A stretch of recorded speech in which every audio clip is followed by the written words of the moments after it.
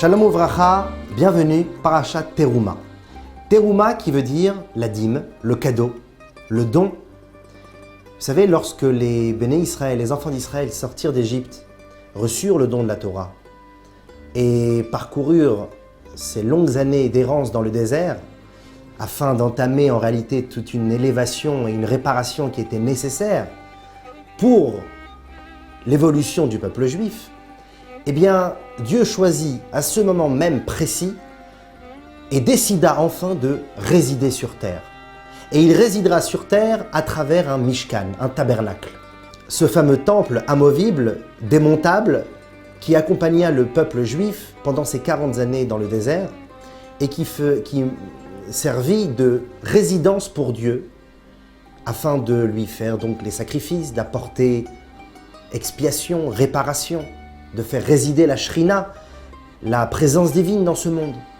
Mais plus précisément, le Mishkan est une idée intrinsèque, intemporelle, bien plus profonde que l'habitation physique de Dieu dans le monde. Nos sages, tels que les sages du Talmud ou de la Kabbale, comme le Hashlich ou le Shla HaKadosh ou le Reshit Chochma, de nous dire Ve'asu li migdash ve'shachanti betocham, ce fameux passouk qui est écrit dans notre paracha. Dieu dit aux Juifs, faites-moi un tabernacle afin que je puisse y résider. Et le mot betocham, y résider, résider dans le Mishkan, est assez étrange, car on aurait dû dire betocho, dans le Mishkan, et non pas betocham, parmi eux. De quoi s'agit-il? En réalité, betocho lo ne'emar, et la betocham. Dans le Mishkan, il n'est pas dit. Il est dit betocham, parmi eux. Betor kol echad ve'echad mi Israël. Parmi chaque juif, parmi chaque juive, la présence de Dieu s'y trouve.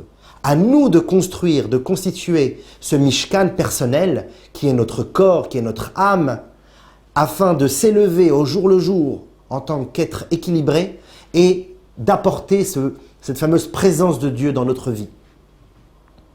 Eh bien, le lien profond qu'il existe entre le Mishkan, le tabernacle, et le corps humain, l'âme divine, la constitution spirituelle de l'homme, c'est ce que nous allons voir aujourd'hui.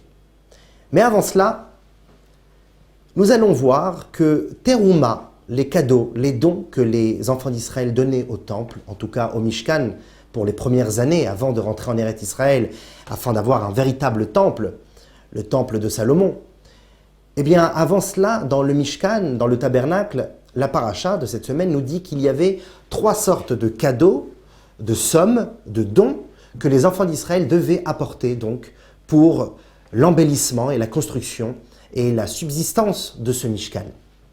Première sorte de cadeau, c'était la somme que l'on devait apporter pour la gestion générale du Mishkan, tous les besoins, les détails. Deuxième sorte de cadeau, c'était la somme précise de 1 demi-cycle que l'on devait apporter une fois par an pour le nombre d'animaux que l'on devait apporter au temple en tant que korbanot, que sacrifice. Donc un demi-cycle pour la subsistance des sacrifices au temple.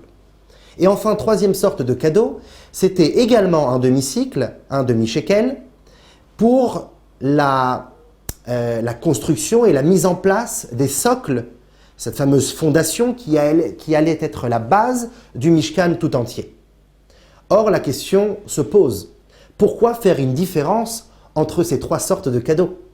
La Torah aurait pu tout simplement nous demander d'apporter des cadeaux, d'apporter une somme bien précise, afin de pouvoir subvenir au Mishkan, sans pour autant nous donner une divergence entre la subsistance générale du Mishkan, la subsistance des sacrifices, secondo, et la subsistance des socles. En particulier lorsque l'on sait que pour tout ce qui était donc au niveau de la subsistance générale du Mishkan, chaque personne pouvait apporter selon ses besoins, selon ses moyens et selon son cœur. Chacun pouvait apporter, le riche pouvait rajouter, donner plus de cadeaux, et le pauvre un peu moins. Chacun selon ce qu'il avait. Alors que pour les sacrifices, pour le don, pour la subsistance des sacrifices et le don pour les socles, eh bien il y avait une somme bien précise, comme on l'a dit tout à l'heure, ce fameux machatzit hashekel, ce demi-cycle. Ve ha'ashir lo yarbe, ve ha'dal lo yamit. Le riche ne devait pas rajouter, bien qu'il en avait les moyens, et le pauvre ne pouvait pas se soustraire, bien qu'il n'avait pas les moyens. Il devait tout faire pour apporter ce demi-cycle au temple une fois par an.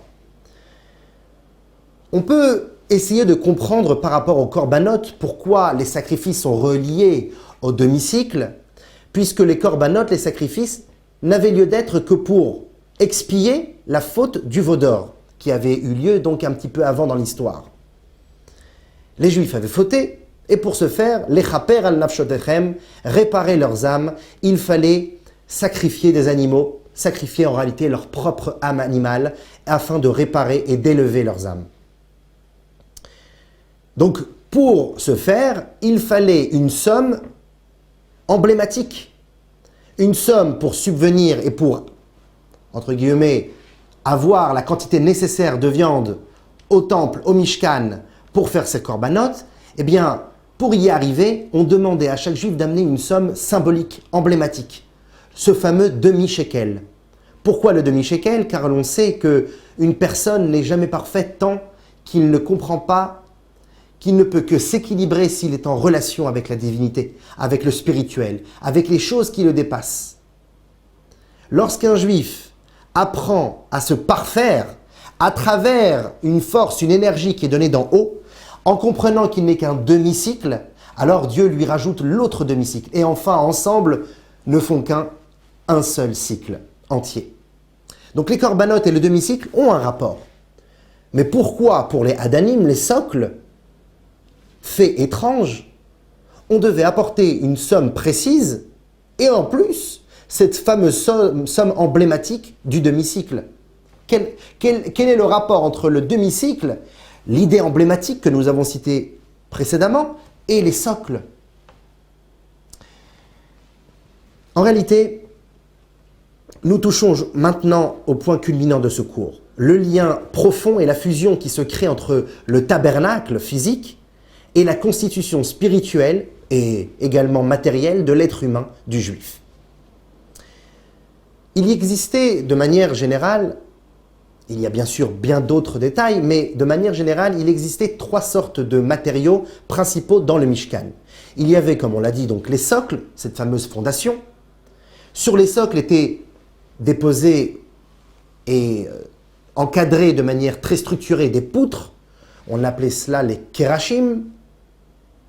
Ces fameuses kérachim qui mesuraient 10 amot, 10 coudées de longueur, de hauteur. Et enfin les yériot. Les yériot qui faisaient guise de couverture, ces fameuses tentures magnifiques qui recouvraient le Mishkan afin de l'embellir. Couverture, structure, fondation. Couverture, les tentures. Structure, les kérachim, les poutres. Et fondation, les socles. Eh bien, dans l'être humain, il existe également, bien sûr, bien d'autres détails, comme on l'a dit, mais de manière essentielle, il existe ces 3 fondements. Il existe la tenture, ce qui recouvre l'homme, il existe ce qui structure l'homme, et il existe ce qui maintient et ce qui fonde l'homme. On va commencer avec les kérachim, les poutres.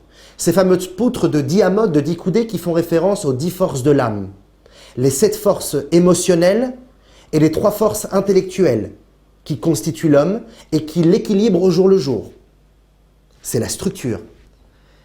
Au-dessus, il y a ce qu'on appelle les forces makifim, les forces recouvrantes, celles qui survolent l'homme, mais qui font partie intégrante de son âme, telles que le ta'anoug, le désir, la passion, ou le ratson, la volonté. Ce sont des forces qui entre guillemets, ne régissent pas l'homme de manière directe, mais le survolent et le transcendent en réalité, et sont bien au-dessus des 10 forces que nous avons vues plus tôt. Et enfin, les socles, ces fameuses fondations qui maintenaient et qui concentraient toutes les énergies que nous avons vues précédemment, et les forces intellectuelles, et les forces émotionnelles, et ce qui recouvre, c'est-à-dire le ratson, la volonté, le ta'anoug, le désir, Eh bien voilà, ces socles étaient là pour les maintenir, pour les soutenir, pour les ancrer dans la terre et en faire en sorte que toutes ces énergies ne soient pas vaines, mais soient réelles, tangibles et ancrées dans l'homme. Les socles font référence à l'annulation. L'annulation d'un homme face à la grandeur de Dieu.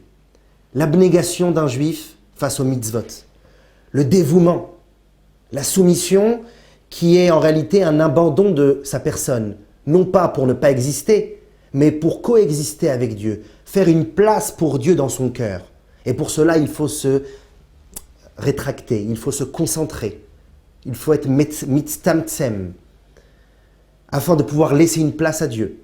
Cette force d'annulation, de soumission envers Dieu, de faire Torah et mitzvot pas parce qu'on a compris, bien que Dieu nous donne la possibilité de le comprendre. Et je vous invite à voir la Parashat Mishpatim, croire, savoir et croire encore à ce sujet. Mais de pouvoir servir Dieu avec un dévouement éternel, une abnégation profonde qui ne laisse place à aucune force intellectuelle autre que celle de la divinité. Cette force-là est donnée, et en tout cas véhiculée, par les socles, ces fondations qui maintenaient tout le Mishkan. L'annulation chez l'homme, la soumission vers Dieu, c'est son socle. Bien que c'est la partie la plus basse du Mishkan, insignifiante, on ne la voit même pas, eh bien c'est grâce à elle que tout le Mishkan tient. La même chose, la soumission pourrait paraître comme une sorte d'état d'esprit un petit peu dérisoire, bas. Il n'y a rien de fort dans la soumission. C'est facile a priori d'être soumis. En réalité, c'est peut-être facile, mais c'est un travail de longue haleine. La véritable soumission, le véritable bitoul s'acquiert avec de longues heures de travail et des longs jours d'abnégation. Et on le voit également dans la tfila du matin. Lorsque l'on se lève, la première chose que l'on fait, c'est d'ouvrir les yeux et de dire « Modéani lefanecha ». Hachem, je suis plein de reconnaissance envers toi. Je reconnais d'être vivant alors que peut-être je ne le mériterai pas. Et pour cela, lorsqu'un homme prend conscience qu'il n'est rien, c'est comme ça que une personne apprend à être annulée. Lorsqu'il voit que le monde qui l'entoure est fait de tellement de choses qui peuvent en une seconde nous faire disparaître et que nous ne sommes qu'une poussière. Même dans la Torah, un homme doit avoir cet état d'esprit. Comme il est dit, « Venafshi ka'afar lachol tiyeh » mon âme doit être comme la poussière de la terre. Et seulement après, on arrive à la suite du pasuk, « Petach libi betoratecha » Et à ce moment-là, mon cœur s'ouvre à ta Torah. Lorsque mon âme, mon esprit se soumet, alors mon cœur s'ouvre à la Torah. C'est pour ça que Dieu ne réside seulement que dans un cœur qui est annulé. Et c'est la raison pour laquelle les socles devaient être payés par un demi-cycle. Le demi-cycle qui fait référence ici aussi, comme les sacrifices que l'on a vus plus tôt, qui fait référence à l'union parfaite du peuple juif. Sans niveau, sans étape. Chacun a la capacité et le pouvoir d'amener son propre demi-shekel et qui est exactement le même que l'autre.